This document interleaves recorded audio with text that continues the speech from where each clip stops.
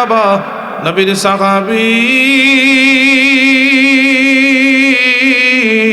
জারির ইবনে আব্দুল্লাহ রাদিয়াল্লাহু তাআলা আনহু ঘোড়ার মালিককে ডাক দিয়া কয়, ঘোড়ার মালিক, তোমার ঘোড়ার দাম 300 টাকা নয়, তোমার ঘোড়ার দাম 300 দিরহাম নয়, তোমার ঘোড়ার দাম 300 দিরহাম থেকেও বেশি আছে। বলে কত? আমি তোমার ঘোড়ার দাম দেব 400 দিরহাম। জারির, চাইলাম 300, আপনি 400 কেন দিবেন, কেন দিবেন? জারির ইবনে আব্দুল্লাহ রাদিয়াল্লাহু তাআলা আনহু ধমক দিয়া বলে, এই ঘোড়ার মালিক, কথা বলবি না, আমি নবীর সাহাবী, তোর ঘোড়ার দাম আমি 300 দেব না, আমি 400 দেব না, আমি তোর ঘোড়ার দাম দেব 500 দিরহাম। ঘোড়ার মালিক আশ্চর্য হয়ে ডাক দিয়া কয়, আয় নবীর সাহাবী জারির, আমি চাইলাম 300, আপনি 500 কেন দিবেন? জারির ইবনে আব্দুল্লাহ ডাক দিয়ে বলে, আয় ঘোড়ার মালিক, আমি জানি তোর ঘোড়ার দাম 300 নয়, আমি 400 দেব না, আমি 500 দেব না, আমি তোর ঘোড়ার দাম দেব 600। উপস্থিত লোকেরা আশ্চর্যান্বিত হয়ে গেল। আয় জারির ইবনে আব্দুল্লাহ, আয় নবীর সাহাবী, তুমি 600 কেন দেবা? নবীর সাহাবী 600তেও যেন তার মন ভরে না, মন ভরে না।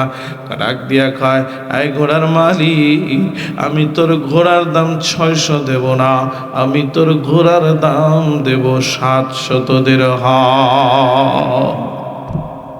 উপস্থিত লোকদেরকে আরো আশ্চর্যান্বিত করাইয়া নবীর সাহাবী সবশেষ ঘোড়ার মালিককে ডাক দিয়া কয়, ঘোড়ার মালিক, আমি তোর ঘোড়ার দাম 700 দেব না, আমি তোর ঘোড়ার দাম দেব 800 দিরহাম।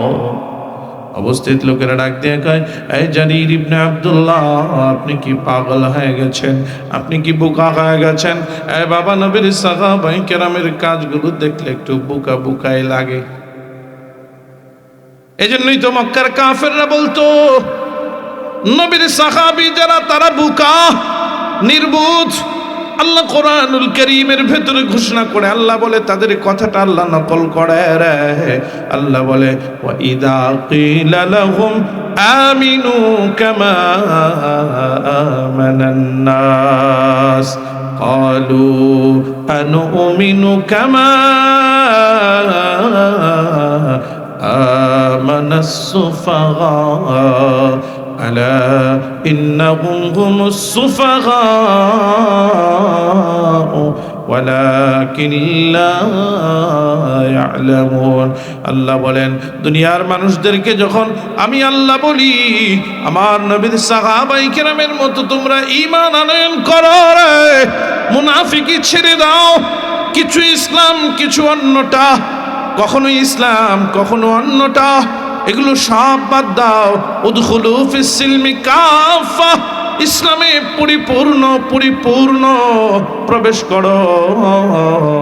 হযরত আব্দুল্লাহ ইবনে সালাম রাদিয়াল্লাহু তাআলা আনহু ইসলাম গ্রহণ করার পরে উটের গোশত খায় না। আব্দুল্লাহ ইবনে সালাম কেমন সাহাবী, কেমন ব্যক্তি! তিনি তার গোত্রীয় সর্দার বিশাল এক কাফেলা নিয়ে আব্দুল্লাহ ইবনে সালাম রাদিয়াল্লাহু তাআলা আনহু ইসলাম গ্রহণ করেছেন। তার কথায় তার গোত্রের লোকেরা উঠে বসে যা বলে তাই শোনে। তিনি ইসলাম গ্রহণ করেছেন, এই জন্য তার গোত্রের লোকেরাও তার সাথে ইসলাম গ্রহণ করেছে। একজন সৎ নেতা ছিলেন, একজন ভালো মানুষ ছিলেন, সৎ চরিত্রবান ছিল। ইসলাম বোঝার পরে তিনি ইসলাম গ্রহণ করলেন। আগে ছিলেন ইহুদি ধর্মে উটের গোশত খাওয়া হারাম, জীবনে কোনোদিন উটের গোশত খায় নাই। ইসলাম গ্রহণ করার পরে ইসলামে উটের গোশত হালাল, কিন্তু জীবনে খায় নাই, তো এই জন্য উটের গোশত তিনি খেতে পারেন না, খায় না। নবীজির কাছে সংবাদ চলে গেল, গো নবীজি,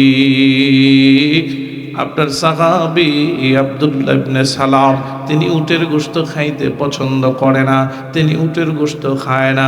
কথা চলে গেল রব্বুল আলামিনের দরবারে। আল্লাহ দেখতেছেনি বিষয়টা, দেখতেছেনি।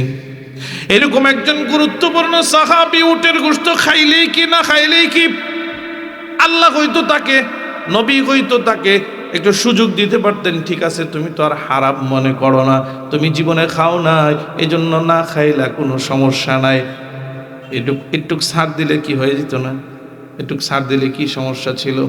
কিন্তু আল্লাহ তাআলা কোরআনুল কারীমের আয়াত অবতীর্ণ করে দিলেন, এই ঘটনাকে কেন্দ্র করে কোরআনের আয়াত অবতীর্ণ করে দিয়েছে। দুনিয়ার মানুষেরা রে, শোনো শোনো শোনো, তুমি যত বড় ব্যক্তি হও না কেন, তুমি যত বড় সেলিব্রিটি হও না কেন, সামান্যতম ইসলামে তোমাকে ছাড় দেওয়ার কোনো সুযোগ নাই। ব্যক্তি বিশেষ ইসলাম কাউকে ছাড় দেয় না। ইসলামের কিছু পালন করবা, কিছু পালন করবা না। নামাজ পড়বা ঠিকভাবে মসজিদে, মসজিদ থেকে বের হওয়ার পরে টুপিটা পকেটের ভেতরে ঢুকাইয়া দোকানে ঢুইকা এবার চিন্তা করবা, দোকানদারি করব আমি আমার মতো, কাস্টমারকে ঠকাবো, কাস্টমারের সঙ্গে মিথ্যা কথা বলবো, 2 নাম্বার মাল 1 নাম্বার বলে চালায় দেব, রাটার মাল বাটা বলে চালায় দেব। আল্লাহ বলে না না না, তুমি কিছু ইসলাম পালন করবার আর কিছু করবা না। ঘরের ভিতরে সংসারে যাইবা, নামাজি মানুষ তুমি, হাজী সাহেব, ঘরের ভেতরে তুমি তোমার স্ত্রীর সঙ্গে যেন তেন ব্যবহার করবা, স্ত্রীকে কষ্ট দিবা, স্বামীকে কষ্ট দিবা, ভাইকে কষ্ট দিবা, সন্তানাদির সম্পদগুলোকে তুমি যথেচ্ছা ব্যবহার করবা। ছোট ছেলের সম্পদ দিয়া বড় ছেলের পরিবার চালাইবা, বড় ছেলের সম্পদ দিয়া ছোট ছেলের পরিবার চালাইবা। যৌথ ফ্যামিলির নামে যত ধরনের অন্যায় অবিচার তুমি করবা, একজনের টাকা আত্মসাৎ করে এক ছেলের সন্তানের টাকা দিয়া আরেক ছেলের পরিবার চালাইবা। আল্লাহ বলে না না না, আমি আল্লাহ যে নীতিমালা সব জায়গায় দিয়েছি সেটা তোমাকে ফলো করতে হবে, সেটা তোমাকে ফলো করতে হবে। আয় বাবা, আল্লাহ তাআলা হযরত আব্দুল্লাহ ইবনে সালাম রাদিয়াল্লাহু তাআলা আনহুর ব্যাপারে ঘোষণা করলেন। আল্লাহ বলেন, ইয়া আইয়ুহাল্লাযীনা আমানু দুখুলু ফিস সিলমি কাফা ওয়া লা তাত্তাবিউ খুতুওয়াতিশ শাইতান ইন্নাহু লাকুম আদুউম মুবিন। আল্লাহ বলে, আয় দুনিয়ার মানুষেরা রে, তুমি যখন ইসলামে প্রবেশ করবা তো পরিপূর্ণ ইসলামে প্রবেশ করো। আর যদি ইসলামে প্রবেশ করতে না চাও, ঘোষণা দেয়া দাও, জুম্মা মসজিদে ঘোষণা দিবা, জুমার মসজিদে ঘোষণা দিয়ে বলবা, না কালকে থেকে আমি আর মুসলমান নাই, আমাকে সাদা কাফনে জড়ায়ও না, আমাকে মুসলমানের মতো আর কবর দেওয়ার দরকার নাই, আমি বিয়েতে গান বাজাইতে চাই, আমি বক্স বাজাইতে চাই, আমার ঘরে বক্স চলবে, সারা দুনিয়া কাঁপায়া বক্স চালাবো, আমি যা ইচ্ছা করব, আমার ছেলের মুসলমানিতে বক্স বাজাইয়া এমন বক্স বাজাবো যেন মানুষ নামাজ পড়তে না পারে। আগে ঘোষণা দেন যে আমি মুসলমান না, আমি মুসলমান না, আমাকে মুসলমান হিসেবে কেউ ধারণা করবেন না। এইভাবে যদি আপনি করতে পারেন কোনো আপত্তি নাই। তবে যদি আপনি মুসলমান হিসেবে নিজেকে দাবি করেন রে, তাহলে আপনার প্রতি আমার আপত্তি আছে। ইসলাম পরিপূর্ণ আপনাকে মানতে হবে। আল্লাহ বলে, পরিপূর্ণ ইসলামে দাখিল হও, প্রবেশ করো, শয়তানের পদাঙ্ক অনুসরণ করিও না। নবীর সাহাবী হযরত জারীর ইবনে আব্দুল্লাহ রাদিয়াল্লাহু তাআলা আনহু ঘোড়ার মালিককে বললেন, আমি তোমার ঘোড়ার দাম দেব 800 দিরহাম। তো উপস্থিত লোকেরা ডাক দিয়া কয়, জারীর ইবনে আব্দুল্লাহ, তুমি কি বোকা হয়ে গেলা নাকি? নবীর সাহাবী হযরত জারীর ইবনে আব্দুল্লাহ আব্দুল্লাহ রাদিয়াল্লাহু তাআলা আনহু ডাক দিয়ে কয়, আয় উপস্থিত লোকেরা রে, তোমাদের মধ্যে কি এমন কেউ আছে রে যারা ঘোড়া কেনার মধ্যে পারদর্শী, জীবনে বহুবার ঘোড়া কিনেছ, এইরকম কেউ কি আছে রে? দুই একজন হাত উঠে বললেন, আমরা আছি, আমি জীবনে বহুবার ঘোড়া কিনেছি, ঘোড়ার দরদাম সম্পর্কে আমার জানা আছে। যদি তাই হয় এই ঘোড়াটার দিকে কয়েকবার তোমরা তাকায় আমাকে বলো তো দেখি এই ঘোড়াটার ন্যায্য দাম কত হইতে পারে।